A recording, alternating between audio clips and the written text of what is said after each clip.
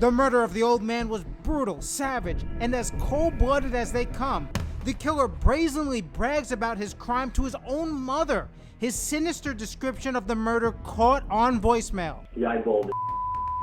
There's no dispute, Jonathan Roman killed his uncle. But did he murder for his mommy? That's the startling claim of this family in what has turned into a blood feud over an inheritance. I miss him very much. Sorry.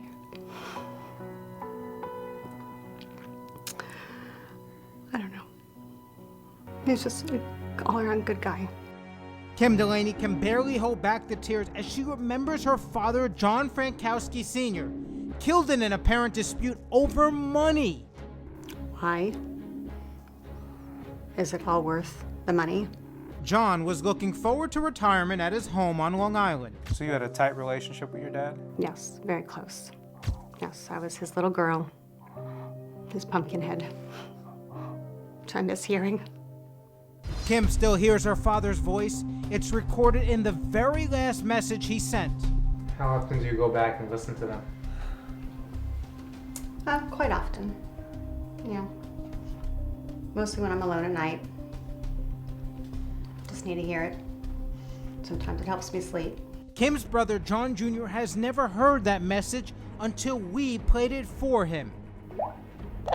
He's emotional as he realizes he's about to hear for the first time the voice of his father speaking from the grave. I was just thinking of you. You have to call me back. I love you. You're a kid to me. When their grandmother Helen died, their father John became the executor of her estate worth a little over $200,000. He was supposed to split the money evenly with his two sisters, Anne Marie and Sandra, Kim's aunts. What is Sandra like? She's just an uneducated lowlife, and all she cares about is herself and her family, and that's really it. She's your aunt. Did you have any relationship with her? No, I did not. What about Anne Marie? What was she like? Selfish, and if I could use my dad's words, he said she was a cold-hearted bitch, and that pretty much sums it up. Kim and her husband Kevin say the aunts claimed it was taking too long to distribute the proceeds of Granny's estate, so they sent Jonathan over to intimidate his uncle. He would just show up, just constantly, ranting and saying, we want our money. And it wasn't even his money. Right. The only heirs were the two sisters and John Sr. So Jonathan's not entitled to a lick of the money? Not at all. No. Kevin, you're a lawyer. Was John Sr. dragging his feet? No, not at all. It took a few months for him to even get assigned as the executor of the estate in the first place. I think they were upset that he kept her alive as long as he did, because I remember them saying once, she's lived a full life, she's in her 90s, let her go. And I just think they wanted their money. Wait, your aunts, Sandra and Anne Marie, were telling your dad, hey, our mom has lived a full life, just let her go? Yeah. They just wanted her out of the picture. They just wanted her dead. Pretty much. And Kim believes they wanted her father dead too. In a civil suit, Kim claims her dad was murdered at the direction of his sister, defendant Sandra Roman.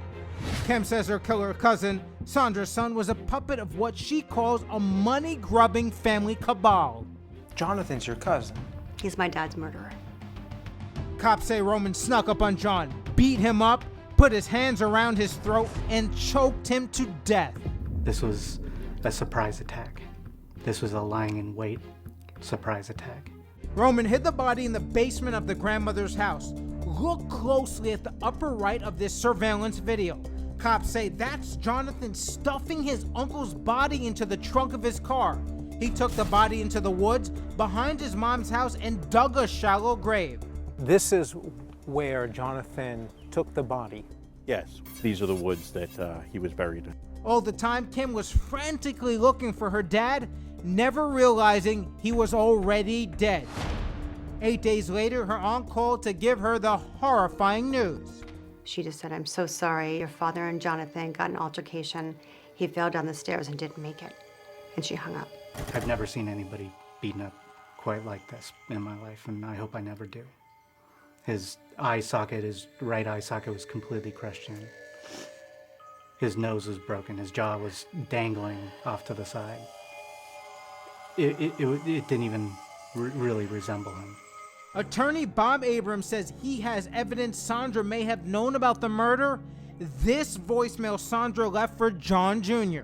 We heard this voicemail, and quite frankly, it took a while to realize, like, holy cow, there's something before Sandra starts speaking, and it's Jonathan describing the brutal beating that he gave to his uncle. That's caught on tape. It's right here. I'd love to play it for you. Yeah, absolutely. Abrams plays that voicemail for us. Listen closely. You can hear the killer speaking in the background before Sandra starts talking. The eyeball. John, it's Sandy again. So right before she's leaving the message, that was Jonathan talking about the eyeball? Yeah, it's unbelievable. I want to play that again because it almost sounds as though Jonathan is bragging about what he did to his uncle. The eyeball. Nassau County Police say there is no evidence that anyone but Jonathan Roman was involved in the murder of his uncle. Sandra told the New York Daily News her son confessed to her saying, quote, "Mommy, I did it. I'm sorry. I'm sorry." But does Sandra know more than she's letting on? Coming up, the confrontation. Miss Roman. What happens next when Crime Watch Daily goes to Sandra's house looking for answers?